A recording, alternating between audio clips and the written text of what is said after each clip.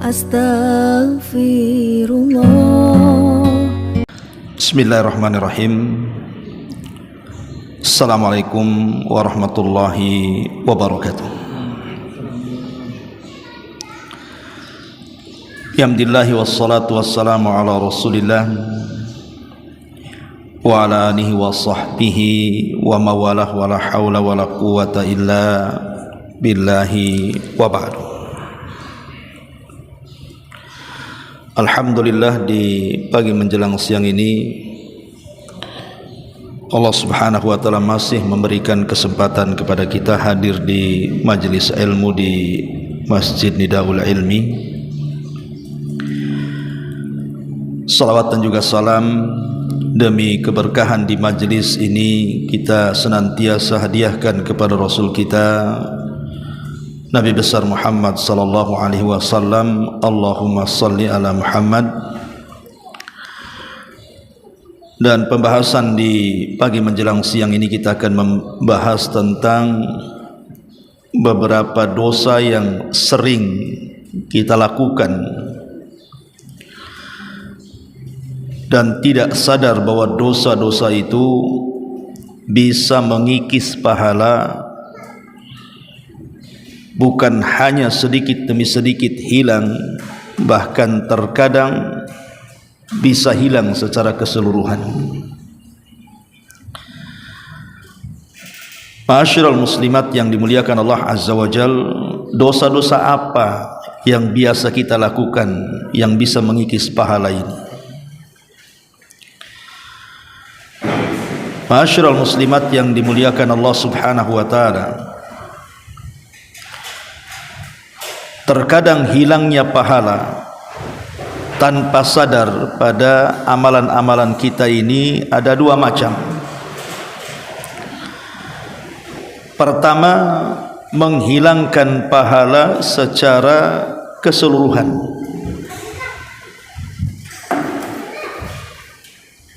Dan itu ketika seseorang melakukan satu dosa, dengan satu dosa menghancurkan semua pahala. Contohnya orang yang murtad dari Islam.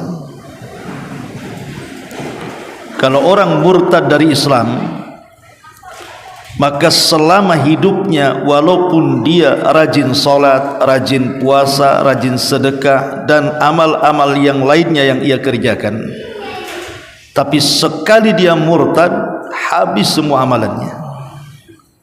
Sebagaimana surah Al-Baqarah ayat 217. Wa man yartad minkum an dinihi fayamut wa huwa kafirun faulaika habitat a'maluhum fid dunya wal akhirah wa ulaika ashabun nar hum fiha khalidun. Siapa yang murtad di antara kalian dari agamanya kemudian mati dalam kondisi murtad, artinya mati kafir, maka seluruh amalan mereka di dunia dan akhirat itu habis dan dia akan masuk ke dalam neraka dan dikekalkan di dalamnya. Jadi semata-mata orang itu murtad maka habis, lebur semua amalannya. Tetapi jangan salah, kalau seandainya orang itu melakukan banyak dosa, semua dosa dia lakukan, maka kebalikannya, kalau dia mengamalkan satu amal kebaikan berupa taubatan nasuha, taubat yang betul-betul melaksanakan taubatnya, maka semua kebaikan yang hilang itu akan dikembalikan kalau dia tobat. Kalau tidak tobat dan dia tetap murtad, maka habis amalannya. Makanya orang-orang yang keluar dari Islam itu, maka Allah masih menunggu kebaikannya. Apakah dia mau tobat dan dikembalikan semua pahalanya, ataukah dia mati dalam kondisi murtad sehingga lebur amalannya. Ini yang pertama. Yang kedua, ada dosa-dosa itu tidak menghilangkan semuanya, tidak menggugurkan semua pahala kita, boleh jadi mungkin sebagiannya. Seperti apa contohnya? Seperti orang yang menggugurkan pahala sedekah dengan mengungkit-ngungkit dan menyakiti orang yang disedekahi. Dan itu difirmankan dalam Al-Baqarah 264. Ya ayyuhalladzina amanu la tubtilu sadaqatikum bil manni wal adha. Wahai orang-orang yang beriman, jangan kalian batalkan sedekah-sedekah kalian karena mengungkit-ngungkit dan menyakiti orang yang disedekahi. Kalau ada orang yang bersedekah, kemudian dalam sedekahnya dia mengungkit-ngungkit pemberiannya atau menyakiti orang yang diberinya, maka habis pahala sedekah yang ditempeli dengan dua perkara ini. Tapi tentu tidak membatalkan amal yang lainnya. Umpamanya kemarin sedekah, hari ini sedekah. Kemarin sedekahnya ikhlas, hari ini pula sedekahnya diungkit-ungkit, berarti yang membatalkan amalannya yang sedekah hari ini. Yang sedekah kemarin tetap dapat pahala, tidak menggugurkan semua pahala dia. Lah, dosa-dosa yang kita akan jelaskan ini ada yang menggugurkan seluruh pahala, tapi ada juga yang menggugurkan sebagian pahala. Apa saja dosa-dosa yang menggugurkan dan yang tidak menggugurkan secara keseluruhan? Yang pertama, al-isyraku billah, kesyirikan kepada Allah Subhanahu wa taala. Allah Subhanahu wa taala mengatakan dalam surah Az-Zumar ayat 65, walaqad uhiya ilaika wa ilal ladzina min qablika la in asyrakta la yahbatanna amaluka wa la takunanna minal khasirin. Dan sungguh telah diwahyukan kepadamu wahai Muhammad dan kepada orang-orang sebelummu, kalau engkau melakukan kesyirikan maka amalmu akan lebur dan engkau termasuk orang-orang yang rugi. Artinya bahwa dosa syirik ini bisa meleburkan amalan, tetapi lihat kesyirikannya. Kalau syiriknya sampai kepada taraf syirkul akbar, syirik besar, maka gugur semua amalannya. Tapi kalau syiriknya syirik kecil, ya tidak gugur semua amalannya. Amalan yang ditempeli syiriknya saja yang gugur. Maka hindari kesyirikan dalam kehidupan kita ini. Jangan percaya kepada dukun, jangan percaya kepada tangkal-tangkal, jimat-jimat, kelenik-kelenik. Jangan menghambakan dunia, menyembah uang, menyembah pakaian, menyembah tas. Jangan pula tawakal kepada selain Allah, mengharap kepada selain Allah, bernazar kepada selain Allah, menyembelih binatang kepada selain Allah, dan begitu seterusnya. Karena dosa kesyirikan ini bisa melebur semua amal kalau sampai taraf syirkul akbar, syirik besar. Ini yang pertama. Yang kedua, tadi sudah saya contohkan, ar-riddah, orang murtad.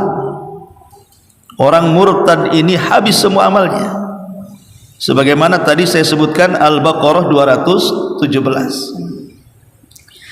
Kemudian yang ketiga, kufur dengan ayat-ayat Allah. Karena Allah mengatakan dalam Al-Imran ayat 21, innal ladzina yakfuruna bi ayatillah wa yaqtuluna an-nabiyyina bighairi haqq sampai di ujung ayat Allah mengatakan ulaikal ladzina habitat a'maluhum fid dunya wal akhirah wa ma lahum min nasirin. Orang-orang yang kufur dengan ayat-ayat Allah, kemudian membunuh para nabi tanpa ada hak,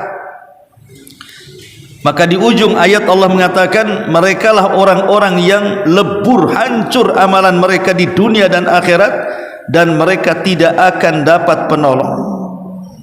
Jadi kufur dengan ayat-ayat, mengingkari satu ayat dalam Al-Quran itu sama dengan mengingkari satu Quranmu. Jadi mengingkari Quran itu tidak harus semua ayat dalam Quran kita ingkari, tidak. Satu ayat saja kita ingkari, berarti kita ini telah mengingkari satu Quran. Contoh umpamanya, dia mengingkari ayat-ayat waris. Masa waris itu perempuan dapat separuh, laki-laki, tak adil lah ini. Ini ayat ini tidak benar nih. Kalau sampai dia mengatakan seperti itu, berarti dia telah mengingkari satu Quran. Karena konsekuensinya satu ayat diingkari, satu Quran diingkari. Atau umpamanya dia mengingkari ayat-ayat tentang hukum-hukum hudud. Apalah katanya, hukum hudud ini kalau orang yang membunuh dibunuh, orang yang mencuri dipotong tangannya, sadis sekali Islam itu. Kemudian dia ingkari, maka ini sama dengan mengingkari satu Quran, bisa kufur, habis amalan kita. Kemudian yang keempat, karahiyatus syai'in minal Quran, ataupun membenci hukum-hukum, walaupun satu dua hukum dalam Quran dia tidak suka. Umpamanya ada orang yang membenci jilbab, ada saudari ibu umpamanya pakai jilbab syar'i betul-betul, ya dari atas kepala ditutup betul-betul, kadang sudah pakai cadar sebagiannya, kemudian kita benci. Apalah orang itu, sampai wajahnya ditutup kayak ninja saja, ngapain panas-panas pakai jilbab berangkap-rangkap gitu. Jadi kalau orang benci dengan syariat Allah Subhanahu wa taala, ini bisa menggugurkan amal. Buat apa sholat capek-capek saja? Buat apa puasa lapar-lapar saja? Buat apa haji ngabisin harta saja? Ngapain sedekah? Ini dia benci nih, ya. Ini kalau orang benci kayak gini, Allah mengatakan dalam surah Muhammad ayat 9, "Dzalika bi annahum karihu ma anzalallahu fa ahbata a'malahum." Yang demikian itu karena mereka membenci apa yang Allah turunkan, maka gugurlah amal-amal mereka. Dan juga Allah Subhanahu wa taala juga mengatakan dalam surah Muhammad ayat 28-nya, "Dzalika bi annahum ittaba'u ma askhatallahu wa karihu ridwanahu fa ahbata a'malahum." Yang demikian itu karena mereka mengikuti apa yang Allah murkai dan membenci keridhaannya, maka Allah gugurkan amal mereka. Maka jangan sampai membenci syariatku. Kalau tidak cocok jangan dicela. Saya belum bisa kayak dia, kan gitu. Saya sih pengen kayak dia, kayaknya belum bisa saya. Maka kalau tidak suka dengan syariat jangan dibenci, karena membenci syariat itu bisa menggugurkan amalan. Mudah-mudahan ibu dengar ya. Gak apa-apa saya agak teriak-teriak aja. Kemudian yang kelima, an-nifaq. An-nifaq, orang yang dalam hatinya ada kemunafikan. Karena orang-orang munafik itu, Bu, mereka hanya menampakkan yang baik tapi menyembunyikan yang buruk. Itulah orang munafik itu. Jadi kalau dalam hatinya kemudian dia benci dengan Islam, tapi kalau di depan manusia pura-pura pula dia menghargai Islam, maka sebenarnya dia bukan muslim itu, dia kafir. Karena Allah tidak pernah memandang fisik orang, Allah itu hanya memandang hati orang. Kemudian yang nomor 6, menyelisihi perintah-perintah Nabi. Menyelisih perintah-perintah Nabi, di mana dalam surah Muhammad ayat 32 Allah mengatakan innal ladzina kafaru wa saddu an sabilillah wa syaqur rasula min ba'di ma tabayyana lahumul huda lan yadhurrullaha syai'a wa sayuhbitu a'malahum. Orang-orang yang mereka kufur, berusaha menghalang-halangi manusia dari jalan Allah, kemudian mereka pun menentang Rasul setelah datang petunjuk kepada mereka, tidak memadaratkan Allah sedikit pun, dan Allah akan menggugurkan amal mereka. Dari ayat ini bahwa orang-orang yang menyelisihi sunnah Rasul, petunjuk Rasul, perintah Rasul, maka bisa membatalkan amalan. Maka sebisa mungkin dalam kehidupan kita itu kita senantiasa mencocoki sunnah, baik dalam ucapan, baik dalam perbuatan, baik dalam keyakinan, baik ketika bersendirian, baik ketika berumah tangga, baik ketika bertetangga, baik ketika bergaul dengan manusia. Kalau bisa mencocoki sunnah. Kemudian yang nomor 7, su'ul adab, jelek adab dengan Nabi sallallahu alaihi wasallam, seperti mengangkat suara di atas suara Nabi. Mengangkat suara di atas suara Nabi tidak mesti di masa Nabi sallallahu alaihi wasallam hidup. Bahkan para ulama mengatakan ketika Rasul meninggal juga kita tidak boleh mengangkat suara. Dengan cara apa? Dengan cara istihza, mengolok-olok hadis-hadis Nabi. Ah, ini hadis apa ini? Gak masuk di akal katanya. Mana ada hadis kayak gini? Contoh umpamanya, Nabi mengatakan apabila ada lalat masuk di bejana salah seorang di antara kalian, celupkan, karena di satu sayapnya ada obat dan di satu sayapnya ada penyakit. Jadi satu sayap penawar, satu sayapnya pula racun. Kemudian kita mengatakan mana ada lalat itu obat katanya. Ya lalat itu racun semua, isinya di sampah katanya. Mulai dia kemudian mengolok-olok hadis Nabi, maka ini bisa membatalkan amal ini, karena dia su'ul adab, buruk adabnya, buruk etikanya dengan Nabi sallallahu alaihi wasallam, sebagaimana Allah katakan dalam surah Al-Hujurat ayat 2. Ya ayyuhalladzina amanu la tarfa'u aswatakum fawqa sautin nabi wa la tajharu lahu bil qawli ka jahri ba'dikum li ba'din an tahbata a'malukum wa antum la tash'urun. Wahai orang-orang yang beriman, janganlah kalian mengangkat suara kalian di atas suara Nabi, dan janganlah mengeraskan dengan ucapan seperti mengeraskan sebagian kalian dengan sebagian yang lain, karena dikhawatirkan bisa menggugurkan amalan kalian dan kalian tidak menyadari. Ini yang nomor 7. Lah ini perkara-perkara ini bahaya. 7 perkara pertama ini Bu, ini bahaya, karena menggugurkan semua kebaikan kita, menggugurkan semua amal soleh kita, termasuk juga meninggalkan rukun dari rukun-rukun Islam. Tidak sholat, tidak puasa, padahal diwajibkan. Terutama sholat lah ya. Kalau sampai orang meninggalkan sholat, bagi ulama yang mengatakan 1 kali dikatakan kafir, habis amalan kita. Kan ada perselisihan ulama Bu tentang orang yang meninggalkan sholat. Ada yang mengatakan orang yang meninggalkan sholat itu walaupun 1 kali bisa keluar dari Islam Bu.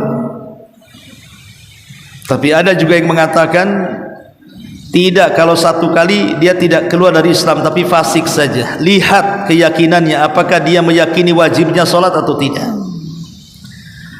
Kalau meyakini wajibnya sholat, kafir walaupun dia sholat. Tapi kalau seandainya dia tidak meyakini, dia yakin solat itu wajib, tapi karena malas, akhirnya dia meninggalkan solat. Lah, inilah yang menjadi ranah khilaf ulama. Dia meyakini wajibnya solat, tapi meninggalkan solat. Ada yang mengatakan kafir, keluar dari Islam. Ada yang mengatakan tidak kafir, tapi fasik saja. Tapi serendah-rendahnya hukum orang yang meninggalkan solat itu dosa besar. Ya, bisa saja kemudian menggugurkan amalan dia. Ma'asyiral muslimat yang dimuliakan Allah Subhanahu wa taala, ini yang nomor 8. Ataupun yang nomor 9, melakukan yang tidak dicontohkan Nabi, melakukan perbuatan yang tidak ada contohnya. Kalau orang melakukan perbuatan ibadah dinasabkan kepada Islam tetapi sebenarnya tidak dicontohkan, maka bisa menggugurkan amal karena amalannya tertolak. Rasul mengatakan, man ahdatsa fi amrina hadza ma laisa fihi fahuwa rad. Barang siapa yang menciptakan, dalam riwayat man amila, mengamalkan sesuatu yang tidak kami contohkan, maka amalan-amalan itu akan tertolak. Maka cukupkan dengan yang dicontohkan saja, tidak perlu kemudian kita mengamalkan yang dibuat-buat manusia. Percuma ibadahnya, enggak akan diterima. Kemudian yang nomor 10, at-takdzibu bil qadar, mendustakan takdir. Mendustakan takdir, Bu, jangan mendustakan takdir. Seperti orang yang tidak terima dengan takdir dia. Kenapa lah saya miskin, kenapa si anu kaya? Kenapa saya sering sakit, si anu sehat terus? Kenapa anak saya kayak gini, kenapa anak orang begitu? Kenapa usaha saya kok tidak maju-maju, kenapa usaha orang itu kok maju terus? Itu sudah takdir. Ya. Kenapa kulit saya hitam kok nggak putih-putih? Sudah takdir. Kenapa saya pendek tidak tinggi? Takdir semuanya. Kita harus yakin dengan takdir. Berjalanlah dengan takdir, hidup kita akan tenang. Orang yang tidak tenang itu karena tidak pernah berjalan dengan takdir hidupnya, akhirnya berontak dia. Kenapa aku dilahirkan seperti ini? Kenapa nasibku seperti ini? Nah, ini orang enggak berjalan dengan takdir, akhirnya protes dia. Dan yakin tidak akan tenang hidupnya. Tapi kalau ibu berjalan dengan takdir, insya Allah tenang hidupnya. Ya, mungkin kondisi seperti ini sudah takdir. Allah yang tahu, pasti Allah tahu kemaslahatan saya seperti apa. Oh, mungkin saya ini kulitnya hitam, sudah takdir. Mungkin itu terbaik bagi kita. Oh, mungkin saya kurang cantik. Mungkin itu sudah takdir. Manusia tidak ada yang jelek, semua cantik. Ibu aja yang merasa tak cantik. Ya. Jadi kalau orang berjalan dengan takdir itu tenang itu hidup. Tapi kalau orang menolak takdir, nggak akan tenang hidupnya. Katanya Abdullah ibn Umar radhiyallahu anhuma, ketika beliau didatangi oleh dua orang dari Basrah, di mana di Basrah itu ada ulama yang menolak takdir namanya Ma'bad al-Juhani. Maka Abdullah ibn Umar bersumpah, walladzi ahlifu bihi law anna li ahadihim mithla jabalin uhudin zahaban fa'anfaquhu ma qabilallahu minhu hatta yu'mina bil qadari. Dan demi aku bersumpah dengan Allah, seandainya seseorang punya gunung emas kemudian diinfakkan, maka Allah tidak akan menerima infaknya sampai dia beriman dengan takdir. Jadi tidak akan diterima infaknya kalau masih menolak takdir itu. Ini yang ke-10. Kemudian juga yang ke-11, jelek solatnya, Bu. Dia solat tapi jelek solatnya, asal-asalan gitu loh, Bu, solatnya itu. Dia tidak peduli dengan syarat-syaratnya, ya wudu ya asal-asalan. Dia tidak peduli dengan rukun-rukunnya, ya berdiri asal-asalan, ruku asal-asalan, sujud asal-asalan. Yang penting solat deh. Kadang-kadang kebut-kebutan kayak orang trek-trekan. Ya. Ini buruk solat ini akan menentukan amal lainnya. Tapi kalau seandainya kita baik solat kita perhatikan syarat-syaratnya apa, kemudian rukun-rukunnya apa, kemudian wajib-wajibnya apa, sunnah-sunnahnya apa, kemudian kita berusaha mendirikannya, maka kalau solat kita baik, maka amal-amal yang lain akan mengikut. Tapi kalau solat kita buruk, maka amal-amal yang lain juga akan ngikut. Itu berdasarkan sabda Nabi. Kata Nabi SAW, inna awwala ma yuhasabu bihil abdu bisalatihi. Yang pertama kali dihisab pada hari kiamat adalah solatnya. Fa in saluhat, kalau solatnya bagus, solatnya baik, betul-betul dia mendirikan solat, faqad aflaha wa anja. Dalam riwayat, faqad saluha sairu amali, maka dia telah beruntung dan telah sukses. Dalam riwayat, maka seluruh amalnya dianggap baik. Tapi wa in fasadat faqad khaba wa khasar, wa fi riwayatin faqad fasada sairu amali.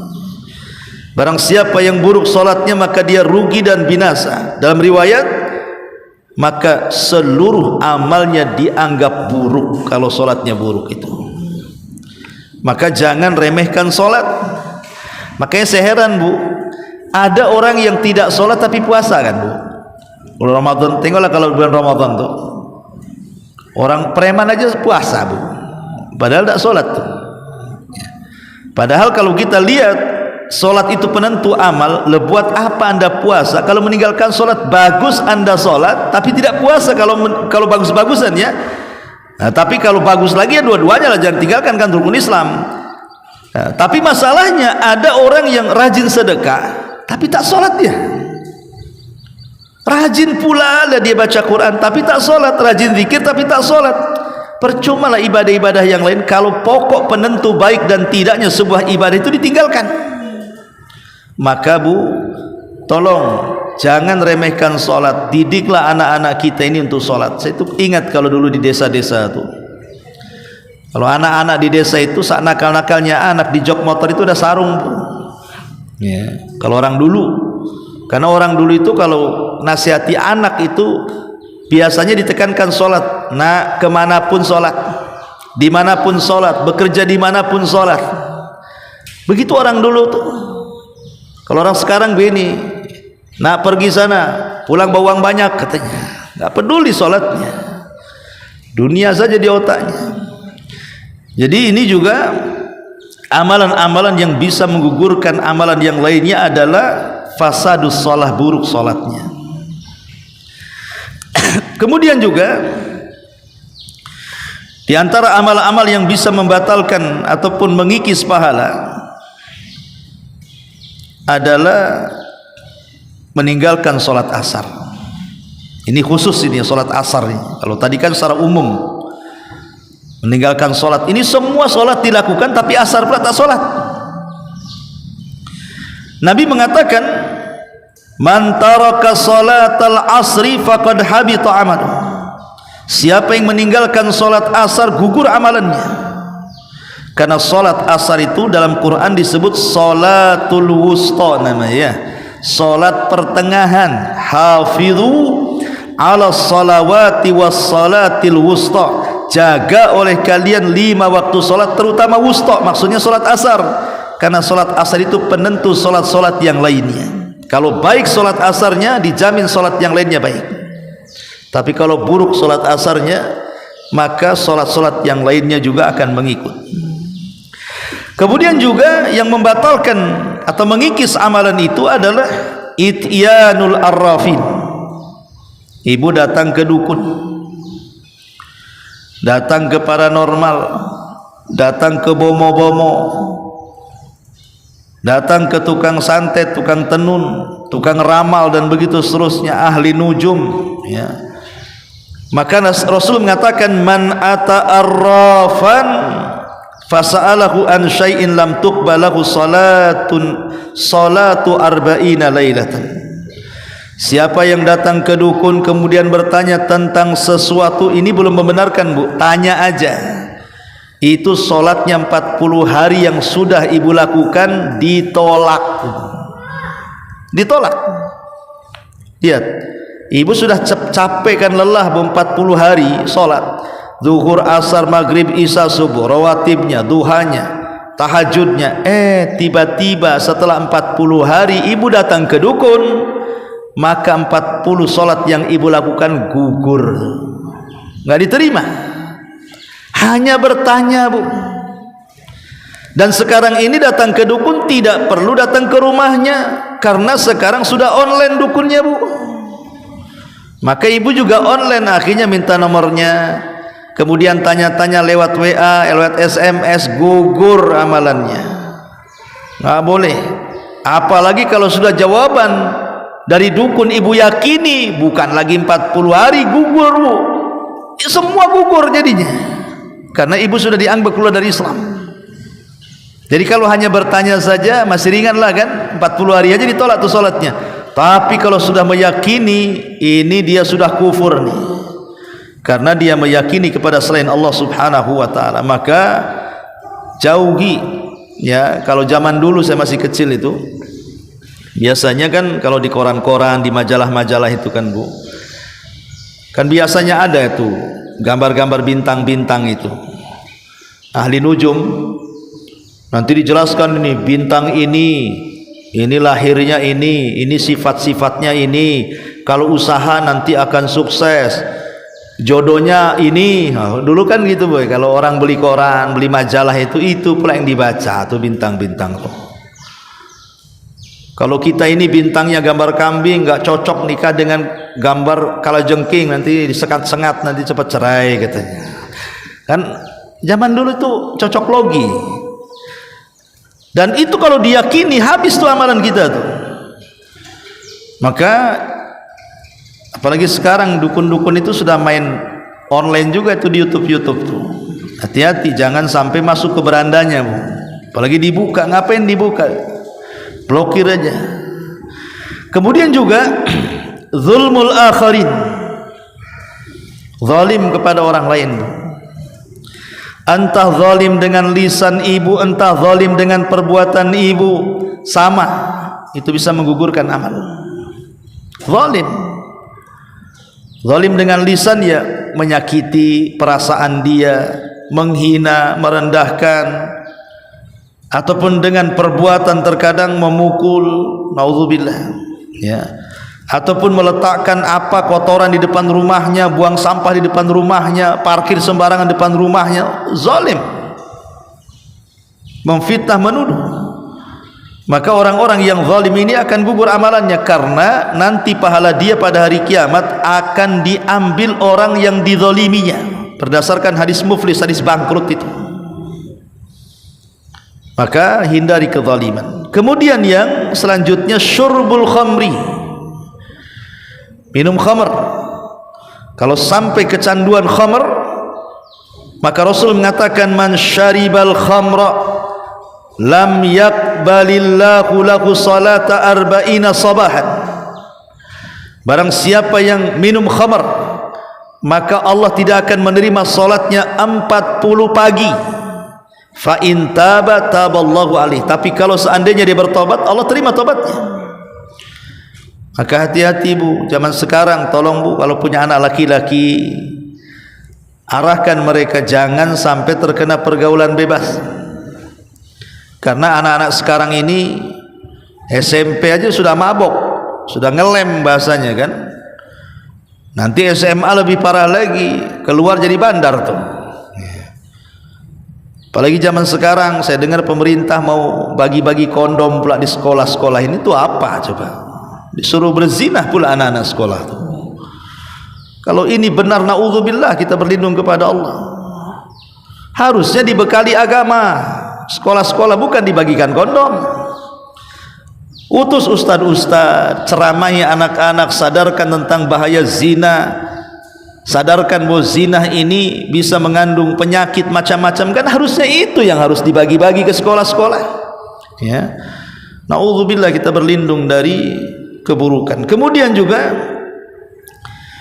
yang bisa menggugurkan amarlah iqtina'ul kalbi, merawat anjing, Bu. Bukan karena sebuah faedah, lain kalau ada faedahnya. Seperti umpamanya untuk menjaga, kalau zaman dulu kan untuk menjaga gembala. Orang bergembala biasanya ada anjing satu untuk ikut menjaga, atau menjaga kebun, atau berburu. Ini enggak. Jadi dia memelihara anjing itu sama dengan memelihara kucing, Bu. Padahal sebenarnya biayanya besar kan, Bu. Jangankan anjing, kucing aja kalau yang mahal itu biayanya besar itu. Kucing Persia, kucing Anggora, kecuali kucing kampung. Nah, kucing kampung lah kasih nasi mau dia. Kalau kucing-kucing itu mungkin ya nafkah suami ke ibu itu masih besar nafkah dia ke kucingnya tuh. Itu yang mulutnya kecil. Cemana pula yang mulutnya besar kayak anjing kan? Oh enggak Ustaz, ada juga anjing kecil-kecil itu kayak kucing katanya. Mau besar mau kecil, kalau yang dirawat anjing itu kata Rasul setiap 1 hari maka amalannya dikurangi 1 qirat, Bu. Tahu 1 qirat? 1 qirat itu 1 gunung Uhud. Ibu yang pernah umrah tahulah itu besarnya gunung Uhud tuh. Setiap hari loh amalan kita 1 gunung Uhud hilang, 1 gunung Uhud hilang. Padahal belum tentu 1 hari kita ini dapat amalan sebesar gunung Uhud tuh. Tapi hilangnya sudah pasti orang yang melihara anjing itu. Maka jangan pelihara anjing kecuali tadi untuk kebun, untuk berburu, untuk penggembala itu memang diizinkan ya. Tapi kalau untuk rawat-rawatan, hobi-hobian, untuk pentas-pentasan tidak perlu. Selain ngabisin biaya, ngabisin pahala juga tuh. Maka hindari, jangan merawat anjing. Merawat kucing saja, Bu, kalau mubadzir, banyak mengeluarkan biaya, sebaiknya jangan. Apalagi sampai kemudian ngotori rumah. Kotoran kucing itu najis, Bu.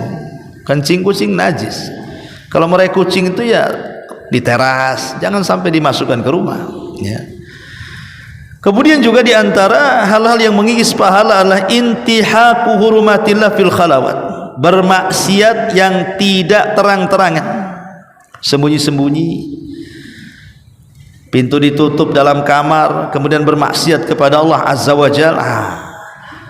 Ini bisa menggugurkan amal. Apalagi sekarang memungkinkan kan, Bu. Jangankan lagi bersendirian, di tengah keramaian saja dia bisa bermaksiat bersendirian. Dengan apa, Bu? Dengan handphone. Kalau sekarang masing-masing punya handphone, nggak ada manusia yang nggak pegang handphone di zaman sekarang, Bu. Bahkan satu orang itu bisa 2, bisa 3 handphone malah. Kita nengok apa di samping kiri, nengok apa samping kanannya, nengok apa, nggak peduli itu. Kita bisa bermaksiat bersendirian loh. Yang tahu kita dengan handphone dengan Allah saja. Entah apa yang dilihat, entah apa yang ditengok, entah apa isi handphone itu. Bermanfaatkah tidak bermanfaat? Mengandung dosa kok tidak mengandung pahala, kita tidak tahu. Tapi kebanyakan handphone itu 90% lebih itu membahayakan, terutama untuk anak-anak. Makanya saya sarankan, Bu, jangan kasih handphone anak-anak itu. Jangan dibelikan. Ini anak SMP sudah dibelikan handphone. Akhirnya apa, Bu? Berselancarlah dia di internet situ, masuk ke TikTok, masuk ke Facebook, masuk ke Instagram, masuk ke perkawanan macam-macam. Lama-lama hilang pula anak kita. Nah, jadi ini bahaya ya. Ini juga diantara amalan yang bisa mengikis pahala, karena ada hadis Nabi mengatakan nanti pada hari kiamat ya'tuna yaumal qiyamati bihasanati amsali jibal, ada orang yang datang menghadap Allah itu dengan pahala sebesar gunung yang sangat besar. Fayaj'aluhallahu haba'an mansura, tiba-tiba amal itu dihilangkan oleh Allah. Datang membawa amalan sebesar gunung, ketika berhadapan dengan Allah hilang amalannya. Kemudian Rasul ditanya, Rasul, kenapa? Apa salah dia? Maka Rasul SAW mengatakan, mereka adalah sebuah kaum idza khalau bimaharimillahi intahaquha, kata Rasul. Karena mereka ketika bersendirian tidak ada yang tahu, dia merobek keharaman-keharaman Allah Subhanahu wa taala. Dan setiap hari kita seperti itu. Contoh umpamanya ibu sedang termenung, tiba-tiba dalam hati pengen jahat sama orang. Nggak ada yang tahu kecuali Allah dengan Allah saja kan. Jadi jangan sampai kita ini melabrak larangan-larangan Allah di saat bersendirian kita. Kemudian juga yang selanjutnya al-ghibah. Ghibah, Bu, hati-hati. Ghibah itu penyakit ibu-ibu. Nabi SAW sampai mengatakan dalam hadis Muflis yang panjang sekali itu, tahukah kamu siapa orang yang bangkrut? Sahabat mengatakan, ya, orang bangkrut orang yang gulung tikar wahai Rasul, tidak punya dirham, tidak punya dinar. Bukan itu kata Rasul. Orang bangkrut itu satu sisi dia membawa pahala solat, pahala puasa, pahala zakat, tetapi sisi lain dia mencela, menggibah, menuduh, menumpahkan darah, memukul, mengambil hak orang lain. Nanti pada hari kiamat, maka pahala kita yang gibah akan diberikan kepada yang digibahi. Hati-hati, Bu. Jadi kalau Ustadz, bagaimana kalau saya ini korban ke pelaku, kebanyakan pelaku biasanya. Okelah jadi korban gibah, ibu harus senang, Bu. Kalau ibu digibahi senang, karena ibu tidak harus banyak melaksanakan sholat sunnah, tidak harus banyak melaksanakan sholat puasa sunnah, sedekah sunnah, tapi ibu terus ditransfer pahala sama orang yang gibah itu. Jadi nggak perlu sedih orang digibahi itu. Ustaz, gimana ya tetangga saya kok begini? Gak usah, malah bersyukur ibu punya tetangga ahli gibah tuh. Apalagi satu komplek gibahi ibu, wah makin banyak pahala ibu tuh ya. Makanya kenapa kemudian Hasan Al-Basri sampai mengatakan, wallahi lal ghibatu asra fi dinil mu'min minal akalati fi jasadihi. Ingat, ghibah itu lebih cepat menghancurkan agama seorang mukmin dibandingkan makan seseorang yang dimasukkan ke dalam jasadnya. Penyakit ghibah ini lebih mudah menghancurkan dibandingkan penyakit dalam badan. Dari sini seorang laki-laki pernah berkata kepada Fudail ibn Iyad, ya Imam, inna fulanan yaghtabani. Imam, si anu itu suka gibah sama aku loh. Faqala, maka Fudail mengatakan, qad jalaba lakal khairi jalban. Hakikatnya engkau sudah mengambil pahala dia, tenang saja katanya. Ha, lihat. Jadi hakikat orang yang digibahi itu dia sedang ngambil sikit-sikit pahala orang yang sedang bergibah tuh. Biarkan pahala dia habis dan ibu ambil pahalanya. Masalahnya ibu sudah ambil pahala orang yang menggibahi ibu, ibu pula gibahin orang, diambil lagi lah pahalanya sama orang. Nah, ini kan jadi masalah, Bu, ya kan? Maka kalau memang ada tukang jahit khusus untuk menjahit mulut itu, Bu, datanglah ke tukang jahit itu. Jangan sleting aja yang dijahit. Kalau bisa mulut juga yang dijahit itu. Karena biasanya ghibah ini penyakit yang dianggap biasa, tapi ini dosa besar sebenarnya. Tahu nggak apa itu si Umi Anu tuh lah, mulai itu ya. Kenapa tak tahu sama lakinya kok begini-begini? Ini bukan urusan ibu dia dengan laki orang itu. Kadang-kadang kita ini latah gitu ya. Itu dikarenakan biasanya urusan dunia tuh. Makanya kenapa Rasul mengatakan pandang ke bawah jangan pandang ke atas. Tetangga beli motor digibahi, tetangga bangun rumah digibahi, tetangga beli ini beli tanah digibahi, tetangga berdandan sedikit digibahi, tasnya baru digibahi. Ini kan repot tuh kayak gini nih. Urus diri sendiri, jangan urus orang lain. Kemudian juga yang bisa membatalkan atau mengikis pahala adalah hasad. Hati-hati hasad. Ya. Hasad ini kata Rasul, iyyakum wal hasad. Fa innal hasada ya'kul al hasanat kama ta'kul an-narul hatab. Hati-hati jangan hasad kata Rasul. Karena hasad itu bisa memakan kebaikan seperti api memakan kayu bakar. Lihatlah kayu bakar, kalau rumah kebakaran tuh ludah sebentar saja kan. Begitu juga hasad bisa meludeskan kebaikan kita sebentar saja. Dan hasad ini sama dengan gibah juga itu. Begini Bu, saya, ibu, siapapun itu punya hasad. Tidak ada manusia yang nggak punya hasad. Tapi orang baik dia sembunyikan hasadnya, orang jahat dia tampakkan. Ya, semua orang punya hasad.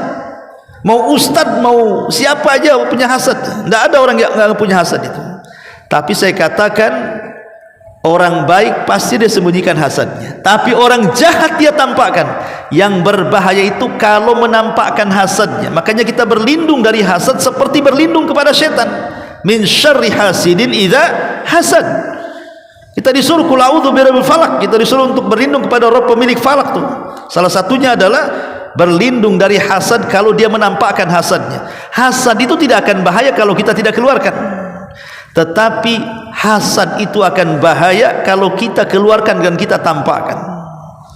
Mulai kemudian kita melihat nikmat tetangga kita, kok bisa lah dia bangun rumah, uang dari mana?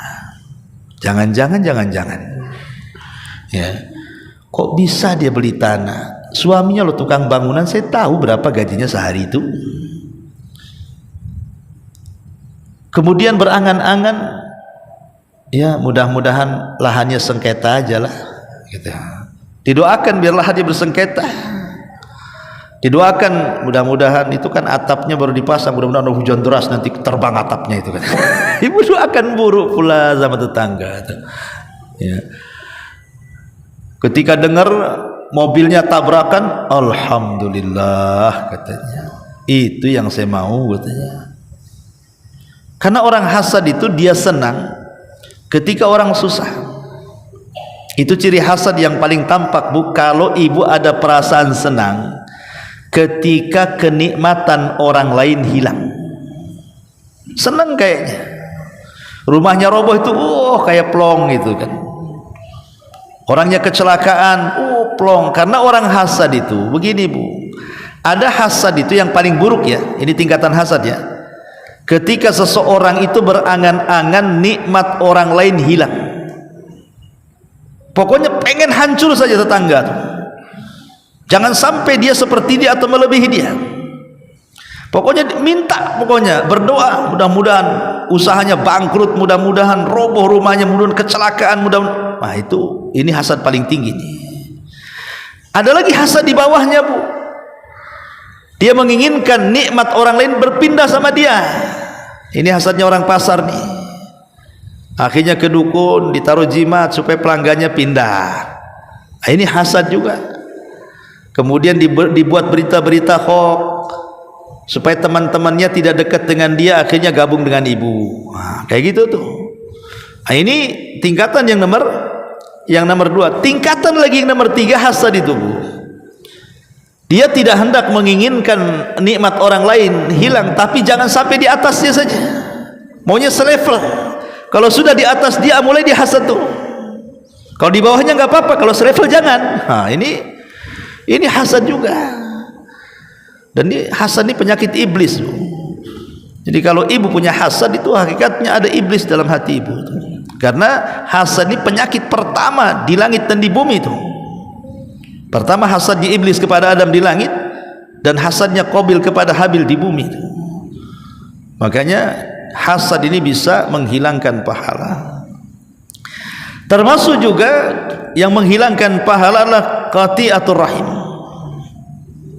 memutus silaturahim. Ataupun yang selanjutnya adalah at-ta'ali 'ala Allah, merasa kita lebih baik dan orang tidak. Hati-hati Bu. Kalau sudah ada perasaan seolah-olah kita ini karena sudah ngaji, memandang orang yang ngaji itu rendah, seolah-olah kita ini ahli ibadah, orang tidak. Kita ahli ngaji, orang tidak. Tidak, semua manusia sama. Jangan merasa lebih tinggi. Karena di zaman Bani Israel, dalam hadis yang sahih dikeluarkan Imam Muslim itu, ada orang bersaudara, yang satu ahli ibadah, yang satu ahli maksiat. Itu berkawan tuh. Yang ahli ibadah ini baik, hari-hari ngasih nasihat sama kawan yang ahli maksiat, berhentilah kau maksiat. tapi tak kunjung juga berhenti sampai pada waktunya dia bermaksiat yang menurut orang yang ahli ibadah itu tidak bisa ditolerir.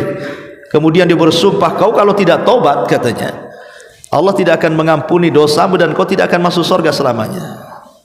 Allah dengar dari langit, yang punya surga Allah, yang punya ampunan Allah, kenapa pula dia ngancam-ngancam orang? Karena merasa sok dia lebih hebat ibadahnya dibandingkan kawan yang ahli maksiat kan. Maka setelah keduanya meninggal, justru yang ahli ibadah dimasukkan neraka, yang ahli maksiat pula dimasukkan surga. Karena sebelum ahli maksiat ini meninggal dia bertobat. Jadi ahli maksiat itu maksiat apapun ada kesempatan bertobat. Karena amal itu ditentukan akhirnya, bukan ditentukan awalnya. Kalau ini yang diterapkan pada hati kita, pasti kita akan muliakan orang. Jangan cela orangnya, cela maksiatnya. Di zaman Rasul ada orang mabuk, Bu. Ketangkap, akhirnya didera 40 kali. Ketangkap lagi, didera 40 kali. Ketangkap lagi sampai 3 kali. Emosi para sahabat, dimakinya orang itu.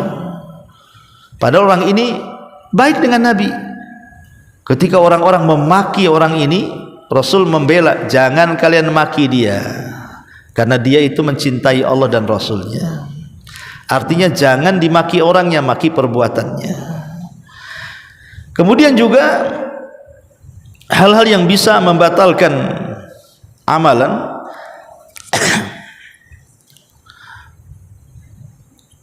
orang yang melindungi orang jahat. Hati-hati para pengacara nih, ya. Kalau pengacara jujur, memang dia membela hak-hak orang-orang susah, orang-orang yang terzalimi untuk diberikan hak hukum.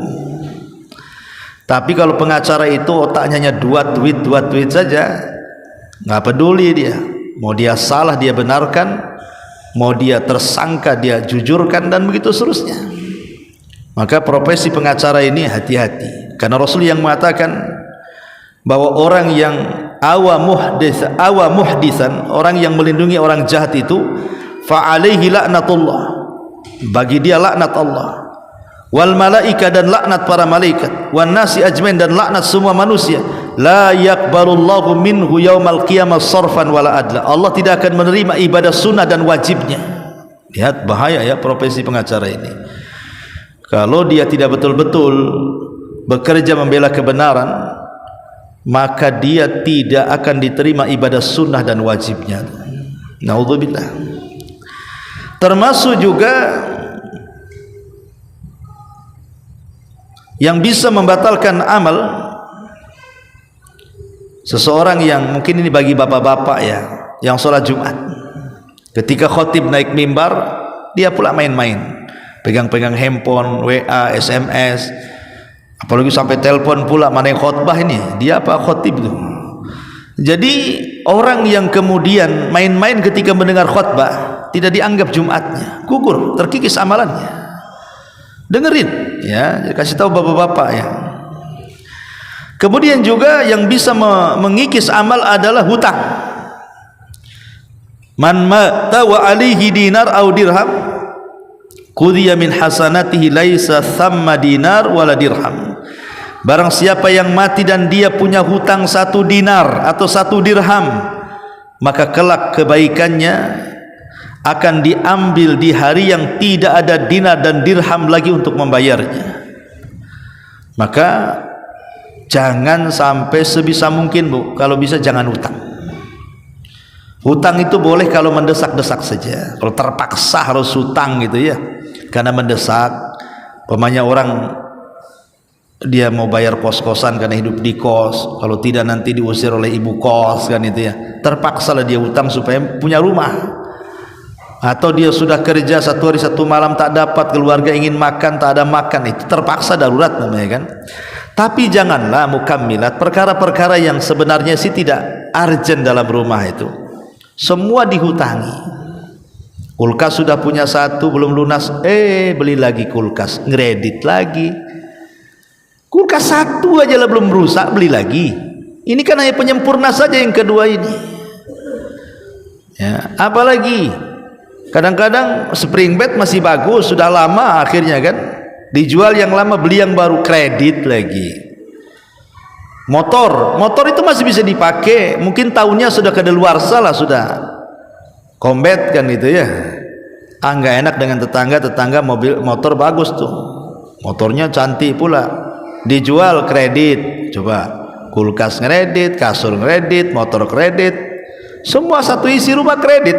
Jadi hidupnya itu utang aja satu rumah tuh, sak rumahnya belum lunas juga tuh. Ya Allah ya Rabbi, aduh.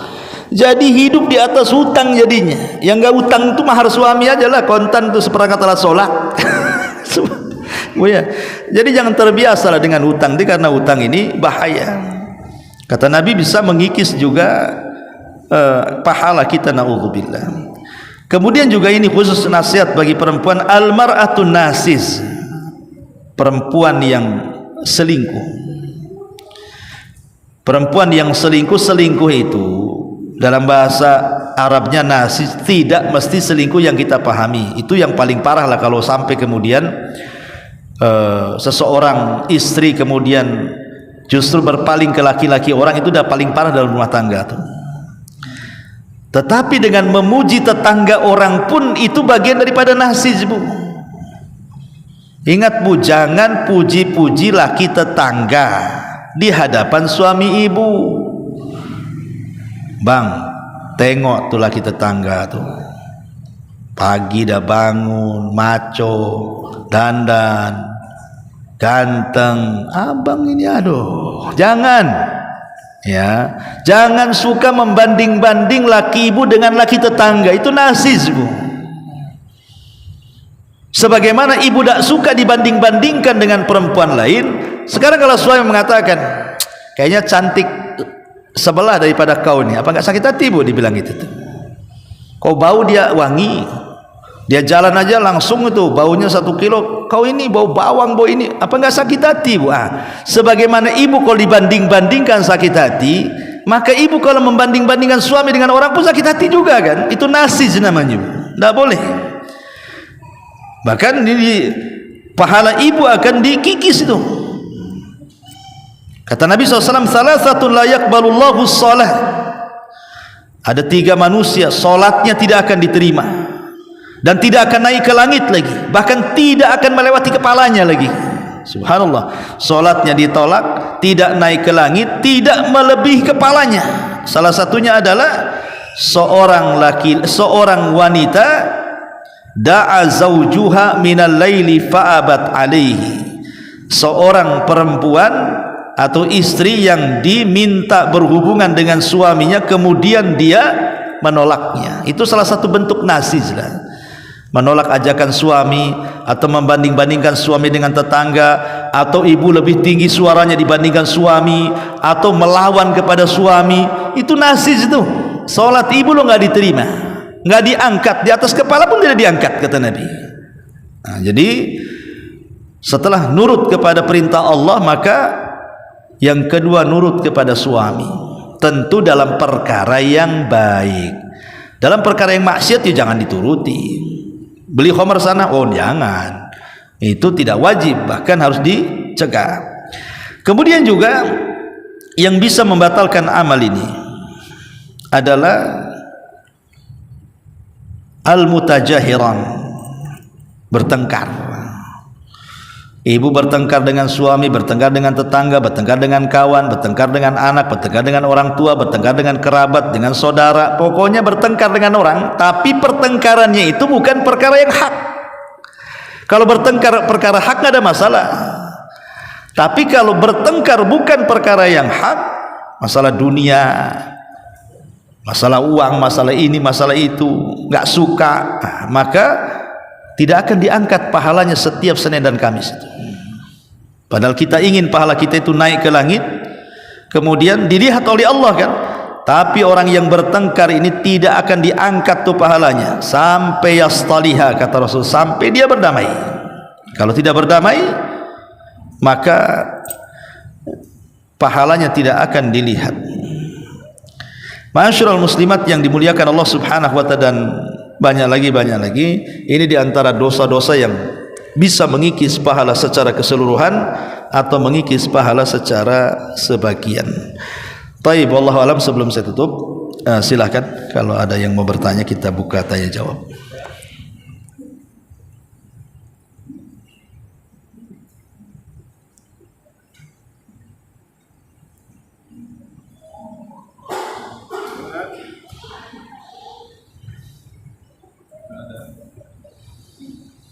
Iya, nggak ada. Alhamdulillah kalau nggak ada. Kita tutup dengan kafaratul majlis. Subhanakallahumma bihamdika asyhadu an la ilaha illa anta astaghfiruka wa atubu ilaik. Allahu taala alam. Assalamualaikum warahmatullahi wabarakatuh.